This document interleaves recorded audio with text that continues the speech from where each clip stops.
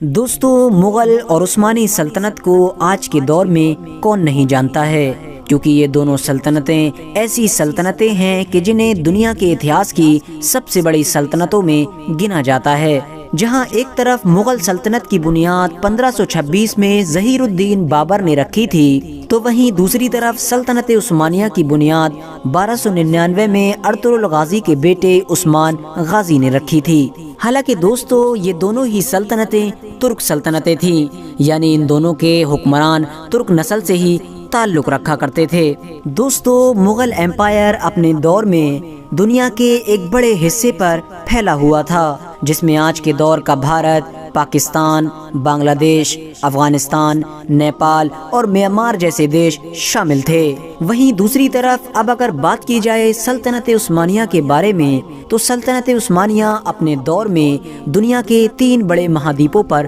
پھیلی ہوئی تھی، جس میں ایشیا اور یورپ کے ساتھ ساتھ افریقہ بھی شامل تھا۔ دوستو، سلطنت عثمانیہ دنیا کے کتنے بڑے حصے پر پھیلی ہوئی تھی، اس بات کا اندازہ صرف اس بات سے لگایا جا سکتا ہے کہ جب 20ویں صدی کے شروع میں اس سلطنت کو ختم کیا گیا تو اس کی جگہ پر بے شمار نئے دیشوں نے جنم لیا۔ جہاں ایک طرف مغل سلطنت 1526 سے لے کر 1857 تک، یعنی 300 یا 325 سال ہی قائم رہ سکی تھی، تو وہیں دوسری طرف عثمانی سلطنت لگ بھگ 600 سے 700 سال کے ایک لمبے دور تک اس دنیا میں موجود رہی تھی۔ حالانکہ دوستو، ان دونوں ہی سلطنتوں کو اپنے دور میں حد سے زیادہ امیر مانا جاتا تھا۔ فی الحال دوستو، اب بات کرتے ہیں ان دونوں سلطنتوں کے بیچ کے رشتوں کے بارے میں، یعنی مغل اور عثمانی سلطنت کے بیچ رشتے کیسے ہوا کرتے تھے۔ کیا یہ دونوں سلطنتیں آپس میں ایک دوسرے کی دوست ہوا کرتی تھیں، یا پھر ان دونوں کے بیچ بہت خطرناک دشمنی تھی؟ تو دوستو، سب سے پہلے تو ہم آپ کو یہ بتاتے چلیں کہ سلطنت عثمانیہ کے دور میں دنیا کی ہر چھوٹی بڑی مسلم سلطنت عثمانی سلطنت کا ادب اور احترام کیا کرتی تھی، اور اس کی سب سے بڑی وجہ مکہ اور مدینہ جیسے پاک شہر تھے، کیونکہ یہ دونوں شہر بھی سلطنت عثمانیہ کے انڈر ہی میں آیا کرتے تھے۔ مغل اور عثمانی سلطنت کے بیچ دوستانہ رشتوں کی شروعات دوسرے مغل بادشاہ یعنی ظہیر الدین بابر کے بیٹے ہمایوں کے دور میں ہوئی تھی، کہ جب سلطنت عثمانیہ نے سید رئیس علی کو ہندوستانی کیپٹن تعینات کیا تھا۔ سید رئیس علی کا نہ صرف مغل دربار میں بڑی شان و شوکت کے ساتھ استقبال کیا گیا تھا، بلکہ مغل بادشاہ ہمایوں نے ایک لمبے وقت تک کے لیے ان سے ملاقات بھی کی تھی، اور انہیں سلطنت عثمانیہ کے ایک مہمان کے طور پر قبول کیا گیا تھا۔ دونوں نے بیٹھ کر ایک دوسرے کی سلطنت کے بارے میں بہت سارے سوال جواب اور تعریفیں کی،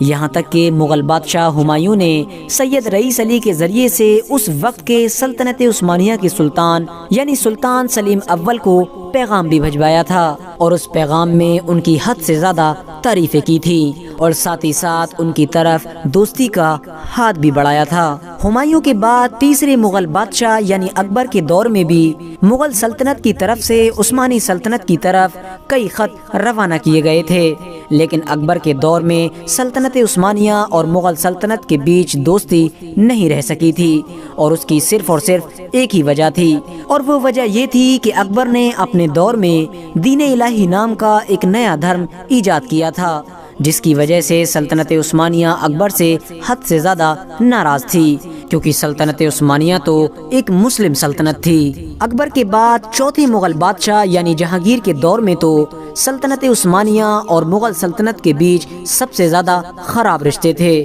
بلکہ جہانگیر کے بارے میں تو یہ بھی کہا جاتا ہے کہ وہ سلطنت عثمانیہ سے حد سے زیادہ نفرت کیا کرتا تھا، جس کا ثبوت اس کی خود کی لکھی ہوئی کتاب میں بھی ملتا ہے۔ اس نے اپنی کتاب میں ایک جگہ پر یہ لکھا ہے کہ مغل سلطنت عثمانیہ سے برتر ہیں، یعنی مغلوں کا مرتبہ سلطنت عثمانیہ سے کہیں زیادہ ہے۔ بہت سارے ایکسپرٹس کا یہ بھی ماننا ہے کہ جہانگیر نے اپنے اصلی نام یعنی سلیم کو اس لیے بھی نہیں اپنایا تھا کیونکہ یہ سلطنت عثمانیہ کے پہلے خلیفہ کا بھی نام تھا۔ حالانکہ دوستو، جہانگیر کے بعد آنے والے مغل بادشاہ یعنی شاہ جہاں کہ جو تاج محل جیسی خوبصورت عمارت کی وجہ سے آج پوری دنیا میں مشہور ہیں، انہوں نے اپنے دور میں سلطنت عثمانیہ سے رشتے سنبھالنے کی بھرپور کوشش کی تھی، اور ان کے دور میں دونوں سلطنتوں کے بیچ کئی بار خطوں کے ذریعے سے رابطہ بھی ہوا تھا۔ شاہجہاں نے عثمانیوں سے ان ایرانیوں کے خلاف فوجی مدد بھی مانگی تھی کہ جن ایرانیوں نے مغل سلطنت کے ایک علاقے یعنی قندھار پر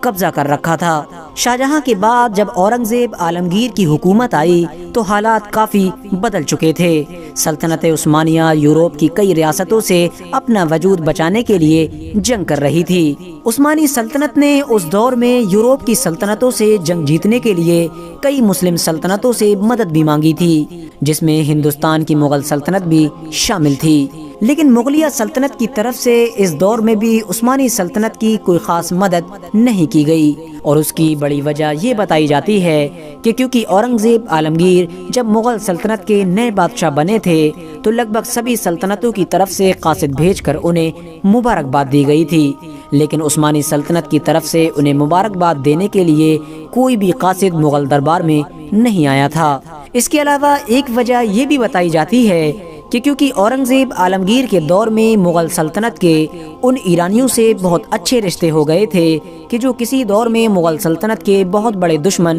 ہوا کرتے تھے، اور یہی ایرانی سلطنت عثمانیہ کے بھی ہمیشہ سے ہی دشمن رہے تھے، اور شاید یہی وجہ تھی کہ عثمانیوں سے نزدیکیاں بڑھا کر اورنگزیب عالمگیر ایرانیوں سے دشمنی مول لینا نہیں چاہتے تھے۔ اورنگزیب عالمگیر کے بعد تو ہم سبھی جانتے ہیں کہ مغل سلطنت کی اونچائیوں کا سورج ڈوبنا شروع ہو گیا تھا، اور اس مغل سلطنت میں پیدا ہونے والے زیادہ تر شہزادوں نے پولیٹکس اور جنگوں سے زیادہ عیاشیوں میں دلچسپی لینا شروع کر دی تھی، جس کی وجہ سے یہ سلطنت 1857 میں پوری طرح سے ختم ہو گئی تھی۔ فی الحال دوستو، آج کی اپنی ویڈیو کو ہم یہیں پر ختم کرتے ہیں۔ ویڈیو پسند آنے پر نہ صرف ویڈیو کو لائک کریں بلکہ اپنے فرینڈز کے ساتھ بھی ضرور شیئر کریں، اور اسی طرح کی نالجیبل اور ہسٹوریکل ویڈیوز ہمیشہ دیکھنے کے لیے ہمارے اس چینل کو سبسکرائب کر کے ساتھ ہی میں بیل آئیکن کو بھی پریس کر دیں۔